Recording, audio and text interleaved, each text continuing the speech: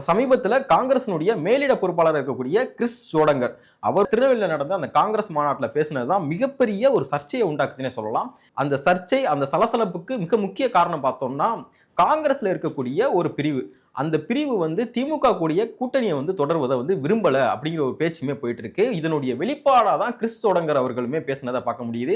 இருக்கக்கூடிய 234 தொகுதிகளிலுமே 117 தொகுதி, அதாவது சரிசமமான தொகுதிகளை காங்கிரஸுக்கு ஒதுக்கணும் அப்படிங்கிற ஒரு நிபந்தனைகளுமே வச்சிருந்தாங்க. எப்பவுமே காங்கிரஸ் திமுக என்ன சீட்டு கொடுத்தாலும் அதை அப்படியே வாங்கி கொண்டு போறதுதான் கடந்த கால வரலாறு. ஆனா இப்ப சமீபத்துல பார்த்தோம் அப்படின்னா, இந்த தாவேகா வருகைக்கு பின்னாடி காங்கிரசினுடைய அந்த நிபந்தனைகள் அதிகரிச்சுட்டே வரதை நம்மளால பார்க்க முடியுது. காங்கிரஸ் தொடர்ந்து எங்களுக்கு ஆட்சியில பங்கு வேணும், அதிகமான தொகுதிகள் வேணும் அப்படிங்கிற ஒரு விஷயத்தை தொடர்ந்து வலியுறுத்திட்டு வர்றதை பார்க்க முடியுது. இதற்கு முழுக்க காரணம் பார்த்தோம் அப்படின்னா, தாவேகாவுடைய வருகையுமே ஒரு காரணமா சொல்லப்படுது. காங்கிரஸ் இந்த தாவேகா கூட்டணி அப்படிங்கிற ஒரு விஷயம் தொடர்ந்து பரவலா பேசிட்டு வர ஒரு விஷயமா பார்க்க முடியுது. ஏன்னா சமீபத்துல கூட அவங்களுடைய மிக முக்கிய பொறுப்பாளராக இருக்கக்கூடிய KC வேணுகோபால் அவர்கள் தமிழகம் வந்திருந்தாரு.